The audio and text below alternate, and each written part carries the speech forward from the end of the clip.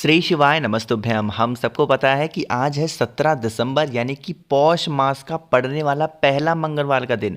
और अगर आप अपनी फैमिली को, परिवार को बहुत ज़्यादा खुश देखना चाहते हो तो आज रात में आपको अपने घर पे, कहीं भी बाहर नहीं निकलना, आपको अपने घर पे मंगल दीपक लगाना है, जिससे पौष मास में किया गया ये उपाय 2025 में आपकी पूरी फैमिली, पूरा परिवार खुश रहेगा। ठीक है ना। बहुत ही ईजी सा, बहुत ही आसान सा है। सबसे पहले समझते हैं कि हमें इस दीपक को जलाने के लिए किन किन चीज़ों की ज़रूरत है। ठीक है ना। सबसे पहले तो आपको ज़रूरत होगी 2 लौंग की, है ना। ऐसा लिखा हुआ है कि 1 लौंग का जोड़ा। तो जब 1 लौंग के जोड़े की बात कही जाती है तो वहाँ पे कितने लौंग लेते हैं? 2 लौंग लिया जाता है। ठीक है ना। आगे बढ़ें। लौंग लेने के साथ ही साथ हमें ज़रूरत पड़ेगी इस तरीके से काला तिल की, और काले तिल को गिनती नहीं करनी है, बस 1 चुटकी काला तिल आपको लेना होगा, है ना। अब बात करते हैं इस उपाय की। यहाँ पे आप सभी को एक दिया दिख रहा है, ध्यान रखिएगा। इस उपाय के लिए आपको आटे का दिया नहीं लेना है, आपको मिट्टी का ही दिया लेना है।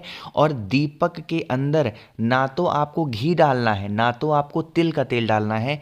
क्या डालोगे? इसके अंदर सरसों का तेल डालेंगे। इस चीज़ का ध्यान रखिएगा। ठीक है ना। अब यह दीपक हम लगाएंगे किसके लिए? बजरंग बली के लिए। और बजरंग बली कौन है? हनुमान जी कौन है? एक देवता है। और देवताओं के लिए कौन सी बत्ती लगती है? हमेशा गोल बत्ती का। ठीक है ना। अब आप इस दीपक को उठाना, कहाँ पे जलाओगे? मैंने कहा था कि यह दीपक आपको अपने घर के अंदर लगाना है। जहाँ पे भी आपके घर में भगवान बजरंग बली की, हनुमान जी की फोटो हो, मूर्ति हो, प्रतिमा हो, उन्हीं के पास में जाना। ठीक। नियम समझेंगे। जो मैंने आपको काला तिल दिखाया है ना, उस 1 चुटकी काले तिल को पहले क्या करोगे? बजरंग बली के पास में रख देना। ठीक है ना। रखने के बाद में जो मैंने दिया दिखाया, उस दीपक को उसी काले तिल के ऊपर क्या करोगे? आपको रखना होगा। जो दीपक आप रख रहे हो वो दीपक कौन सा है? गोल बत्ती का। अब आपको इस दीपक को जलाना है, प्रज्वलित करना है। किसके नाम से जलाओगे? मंगलवार का दिन है, हनुमान जी का दिन है, तो बालाजी का स्मरण करते हुए, बालाजी भगवान का ध्यान करते हुए इस दीपक को जला देना। दीपक तो आपने जला दिया। दीपक जलाने के बाद में आपके पास में जो 2 लौंग के टुकड़े हैं, जो आपकी फैमिली की प्रॉब्लम्स है, समस्या है, उसके लिए आपको इसी के अंदर डाल देना है 2 लौंग के टुकड़ों को। यकीन मानिए, अगर मंगलवार के दिन शाम के टाइम पे प्रदोष काल के बाद में इस उपाय को आपने अपने घर पे कर लिया तो कभी भी जीवन में आपको या आपके परिवार को पीछे मुड़ के देखने की ज़रूरत नहीं है। पूरी फैमिली, पूरा परिवार आपका क्या रहेगा? खुश रहेगा। ठीक है ना। करिएगा ज़रूर। बहुत ही ईजी सा और बहुत ही ज़्यादा आसान सा उपाय था। पहला उपाय आपको समझ में आ गया है। आगे बढ़ते हैं अब इस वीडियो के हम लोग अपने दूसरे उपाय की तरफ। और ये जो दूसरा उपाय है ये होगी आपकी इच्छा को पूर्ति करने के लिए ना। जैसे आपने बहुत सारे व्रत किए होंगे अभी तक, बहुत सारे उपवास किए होंगे, पशुपति व्रत, प्रदोष व्रत, एकादशी, बट नहीं इच्छा पूरी हो रही है, तो इस पौष मास के पहले मंगलवार पे इस उपाय को करेंगे। इसके लिए हमें ज़रूरत पड़ेगी 7 बेलपत्र की। ठीक है ना।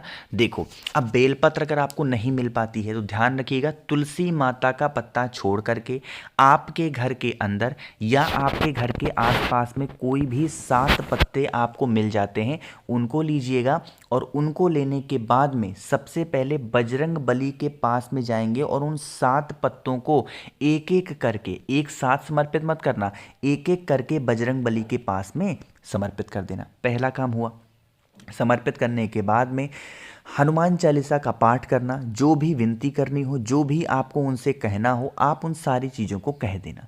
कहने के बाद में हनुमान चालीसा हो जाए, जो ये 7 बेलपत्र आपने यहाँ पे समर्पित किया है, यही 7 की सातों बेलपत्र को उठाना, आपके घर के अंदर जो महादेव का शिवलिंग हो उन्हीं के ऊपर ला करके एक एक बेलपत्र अपनी मनोकामना, अपनी विशेष को कहते हुए अगर आप समर्पित कर देते हैं तो कभी भी जीवन में आपकी कोई ऐसी इच्छा अधूरी नहीं रहेगी। सारी मनोकामना आपकी पूरी होती हुई ज़रूर नजर आएगी। ठीक है ना। अब लोग कहेंगे भैया जल नहीं चढ़ाना क्या? तो जल तो ये तो कंपलसरी है। महादेव के शिवलिंग के पास गए हो तो जल नहीं चढ़ाओगे क्या? तो इसमें पूछने जैसा कुछ भी नहीं होता कि जल चढ़ाएंगे कि नहीं चढ़ाएंगे। आप महादेव के शिवलिंग के ऊपर कोई सा भी उपाय करो तो जल तो ज़रूर चढ़ाना चाहिए। इसमें आपको कुछ पूछना नहीं है, और जो आपकी मनोकामना है उस कामना से करिएगा। ठीक है ना। देखो, एक छोटी सी बात मैं बताना भूल गया पहले उपाय में। जो पहला उपाय मैंने आपको दिखाया ना दीपक वाला, उस दीपक को कोशिश करिएगा जितना पुराना दीपक हो। अगर एक ही दीपक में आप हमेशा बजरंग बली के लिए दीपक लगाते हो ना, तो उसी दीपक में आप जब भी मंगलवार का दिन आए दीपक लगाया करो। बार बार दीपक घर के अंदर का लगाया हुआ चेंज नहीं किया जाता है। कुछ लोग कहते हैं भैया क्या वो दीपक जूठा हो जाता है? जी नहीं, जूठा दीपक कब होता है? जब आप किसी और के दीपक में कोई भी दीप जलाते हो तब वो दीपक जूठा माना जाएगा। अगर आप अपने ही दीपक में डेली डेली दीपक लगा रहे हो तो वो दीपक जूठा नहीं माना जाएगा। इसलिए आप बार बार दीपक को चेंज मत किया करिए, ठीक है ना। तो आपको 2 उपाय समझ में आ गए होंगे। आगे बढ़ते हैं अब इस वीडियो के हम लोग अपने तीसरे उपाय की तरफ। और ये जो तीसरा उपाय है वो क्या है, क्या फ़ायदे हैं, ये तब बताएंगे जब आप सभी लोग करेंगे वीडियो को लाइक। जिसने अभी तक चैनल को सब्सक्राइब नहीं किया, मेरी आवाज़ आप पहली बार सुन रहे हैं, चैनल को ज़रूर सब्सक्राइब करेंगे, ठीक है ना। देखो समझने की कोशिश करते हैं। अब यह उपाय स्पेशली होगी आपके घर की खुशियों को लाने के लिए ना। देखो किसी भी परिवार की, किसी भी घर की खुशियां कब आती हैं? जब उसके घर में क्लेश ना हो, है ना। अगर आप पे घर में क्लेश होता है तो आपके पास में लाखों रुपए हों, करोड़ों रुपए हों, वो पैसे किसी काम के नहीं हैं। और अगर आपके पास में पैसे भले ही कम हैं और पूरी फैमिली, पूरा परिवार आपका खुश रहता है, तो आप सबसे अमीर व्यक्ति माने जाओगे, ठीक है ना। तो उन्हीं क्लेश को दूर करने के लिए क्या करना है, आपको जाना होगा बजरंग बली के पास में, है ना। आपको एक चीज़ पता होगी, बजरंग बली को एक चीज़ बहुत प्रिय है और वो होता है सिंदूर। क्या होता है? सिंदूर। माँ सीता को प्रसन्न करने के लिए हनुमान जी ने अपने पूरे शरीर पे सिंदूर लगा लिया था, जिससे माँ सीता देख करके प्रसन्न रहें कि ये हमारा सबसे बड़ा भक्त है। तभी से हनुमान जी को जो सिंदूर लगाने की प्रथा है वो चलती चली आई है। आपको क्या करना है, हनुमान जी के उल्टे पैर पे जो सिंदूर चढ़ी हुई है, जो पहले से, आपको अलग से चढ़ाना नहीं है ना अपने तरफ से, जो पहले से सिंदूर चढ़ी हुई है, उस सिंदूर के बाएं पैर से, दाहिने नहीं, राइट पैर से नहीं, बाएं पैर से एक चुटकी सिंदूर उठाओ। सिंदूर उठाने के बाद में आपके पास में होना चाहिए एक छोटा सा कोई पेपर, कोई सा भी पेपर ले लो, सफ़ेद हो, लाल हो, पीला हो, कोई पेपर ले लो। जो सिंदूर आपने उठाया उस सिंदूर को उस पेपर के ऊपर रख करके और इस पेपर में आग लगा दो। मतलब कि इस पेपर को क्या करो, जला दो।